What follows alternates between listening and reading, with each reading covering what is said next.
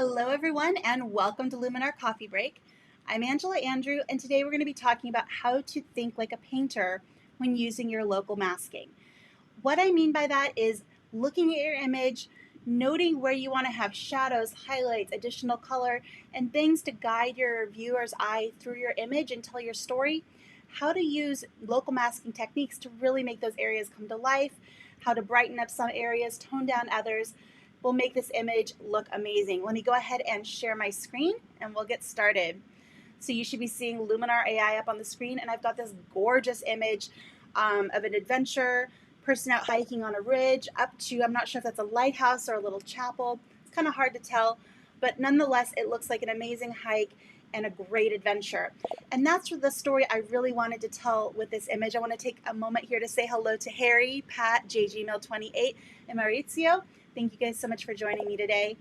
All right, so here is the before. Let's go ahead and hit that visibility icon. So there's the before image, and it's a lovely image, but I felt like it needed some extra drama. And here is my after. And what I did was I brought out the detail here in the person who's hiking and in the little building up here at the top of the ridge, and then highlighted the path that they're taking to get up that hill. So let me go ahead and walk you through every single step that I took. I'm going to right click on my image, go to adjustments, and revert it to original so we can start from the beginning. I'm going to go to templates, and to one of my favorite template categories is scenery, and Fast Fix is a template that I use so often. It does a great job providing a better starting point for your edits. So let's go ahead and click that. You'll see it brought out a little bit of detail in the clouds. It made a little bit of contrast, brightened up some of the colors. Now let's go ahead and work this and make it better. I'll click over to the Edit tab and go to my Tools menu. There we go. Now the first thing I want to do is go down to the Dramatic tool. I love the Dramatic tool because it has a way of enhancing some of the details. It tones down the colors and just adds overall drama to an image, which is exactly what I want for this particular photo. I'm going to pull that up pretty significantly to the right, and you'll see how that color starts to fade away. There we go. Took a moment for it to redraw. There we go. And it's just adding some really great contrast, and it toned down the almost atomic green that that grass had turned. I think this is looking a lot better so far. We can also adjust the brightness and saturation here. I can tone down that brightness a little bit more. I can adjust the saturation if I think it needs to be a little bit less saturated or more. And you can adjust the local contrast. So we can move that around and see what works well for this image. I think actually pulling that up a bit to the right really enhances some of the textures here in the side of this mountain and in this rock face up here. That's looking awesome. So with just doing our template and the one tool, the Dramatic tool, here's where we've gone so far. There's the before, and then there's the after. Hey Gary, glad to see you're here too. And he says that's a famous lighthouse in the Faroe Islands. Thank you for clearing that up for me. I wasn't sure what it was up there. I knew it could kind of go either way. All right, so now let's go to our local masking and start thinking like a painter. What I want to do here is I want to emphasize the person taking the hike. That's a big part of the story here. I want to emphasize the lighthouse, which is where they're headed. And I want to show my viewer, whoever's viewing this image, how they're getting there. So I want to kind of highlight this path that they're taking up the hillside. So the first thing I'm going to do is go to Add and Basic, and we're going to do a radial mask. So to be able to see what exactly that mask is affecting, I'm going to go to the ellipses here and click on Show Mask. And now as we apply our mask, we'll be able to see where that's going to be taking its effect. We're going to use a radial mask, and I want to affect the outside of the circle. So I want to protect the person here, and I want to darken down everything around it. So I'm going to use this first button here, and that'll draw my mask outside of that circle. So I can go ahead and take my mask, my brush, and just draw a little circle here, and we'll let that load for a second. There we go. And now we can see that everything around that is going to get the effect. Whenever we move these sliders, that's what's going to happen in all this area that has this red overlay. And our person here will be protected. Now to make sure this looks natural, I'm going to pull this edge out a little further. And what this does, the difference between the inner circle and the outer circle is our blend. So that's going to give us a really soft blend to make it look natural. So from there, I'm going to go back to my ellipses and hide that mask. And now I'm going to work with some of these sliders. I'm going to go to the exposure slider and I'm going to pull this down. And what I'm wanting to do is just bring emphasis to that person on the ridge. You don't want to take it too far because you don't want to darken up everything else too much, but you'll see that that added some extra drama out here on the outside and kept the light focused on the hiker. Now we're going to do the same thing with the lighthouse. I'm going to go up to Add and Basic. Let that load up there for a second. There we go. We're going to change this to a radial mask. We're going to make sure, again, we're affecting the outside of the circle, not the inside. And to make sure we're getting the mask right where we want it, we're going to click on Show Mask and then draw another little circle here over the lighthouse. And we'll give that a second to load, and now we can see exactly where that's taking place. And again, I'm going to pull this outer circle out further so we have a really smooth transition, and I might even pull that down just a touch right there. I think that's perfect. Now we can hide that mask overlay by going to the ellipses and down to Hide Mask. And again, we're going to pull that exposure down a little bit more. And now you see it looks like we have a little bit of a spotlight on both the lighthouse and on our person. It's darkened down everything around it really beautifully and is drawing us into those 2 points. Now, what we need to do to tell the story and to think a little bit more painterly is to connect those 2 points and help our viewer go through the image where we want them to go. So I'm going to do a third local mask using the paintbrush. We'll go to Basic. Let that load up for a second. There we go. And we're going to stay in Paint Mask. And in this case, I'm going to go ahead and pull my overall exposure up a little bit, maybe right about there, maybe even a little bit higher.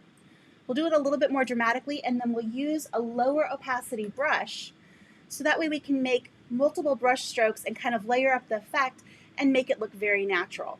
Now I'll use the bracket keys on my keyboard to make that brush size a bit smaller. And then I'm just going to ever so slightly start painting in this trail up the mountain. And we're going to end it right there at the base of the lighthouse. Give that a second to load. And now you see we've added a little bit of light right there on the trail. Now if we feel like it needs a little bit more, you can always come back in and paint a little bit more. Bring that in a little bit more like so. And now we've really lightened up that ridge. And I want to make sure I open up this side that has the light shining on it and not so much on the side here that's in the shadow. So in order to fix where I think I drew a little bit too harshly over here, I'm going to go to my ellipses, go to Show Mask, and let's take a look at where those brush strokes are located. From here, we can then click to the Erase button and clean up some of those areas that we think maybe we hit up a little bit too harshly.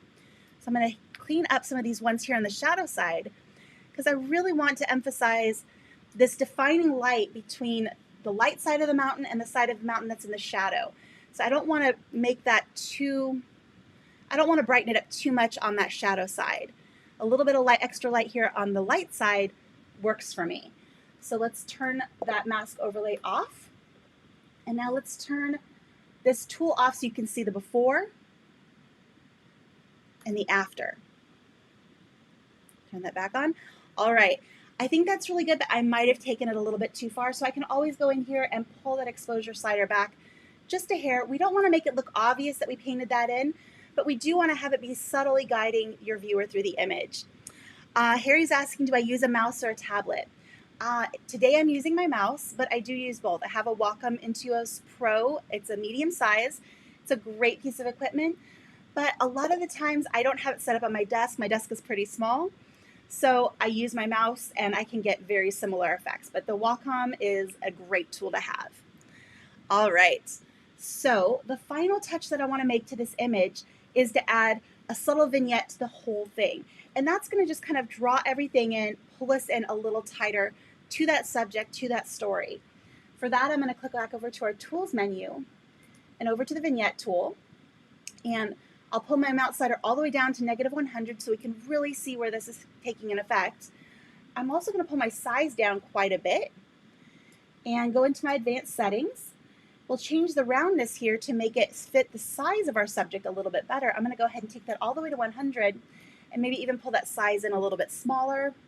I'll bring that feather up really high. Again, the big feather makes for a smooth transition so it's not obvious that you darken the edges. I'm also going to add a little bit of inner light And again, that's just going to draw us into the center of the vignette. So right now it's not placed exactly where I want it. So to fix that, I'll click on Choose Subject and then move the center of my vignette to roughly the center point between the lighthouse and the hiker. That looks really good as far as placement. The edges are still way too dark, so to fix that, I'll click on Choose Subject again to go ahead and deselect that. And then my amount slider, I'll pull that back up and then adjust this until I think it looks right.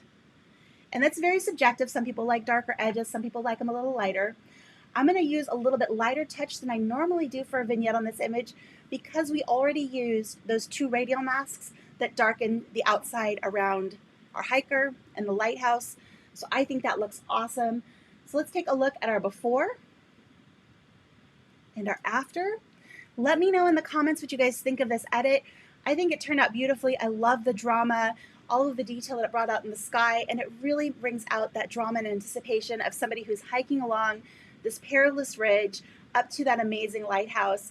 I can only imagine what a tremendous view they're going to have from up there. It's going to be epic. This was a really fun image to edit, and I hope you enjoyed it. I hope it gives you some pointers of how to think like a painter when you're looking at your own images.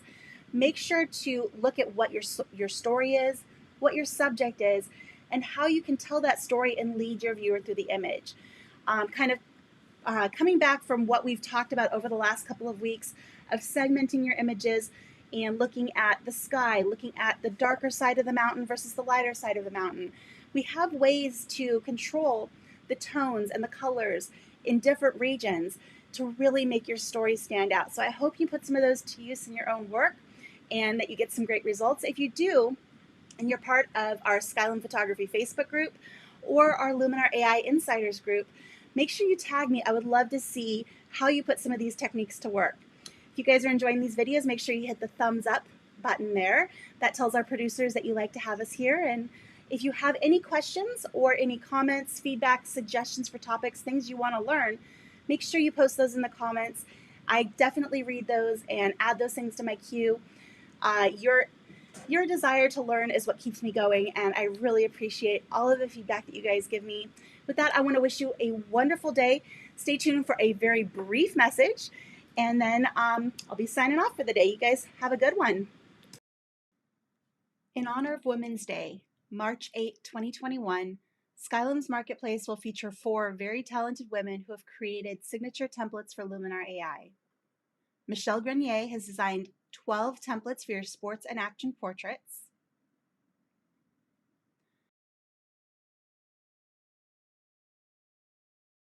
Nancy DeCampo has designed 10 templates for nature in the city.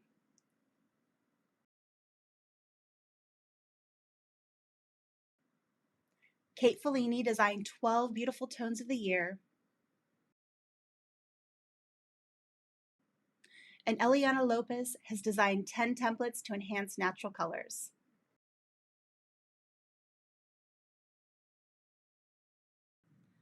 Check them out in the Skylum Marketplace under Signature Templates.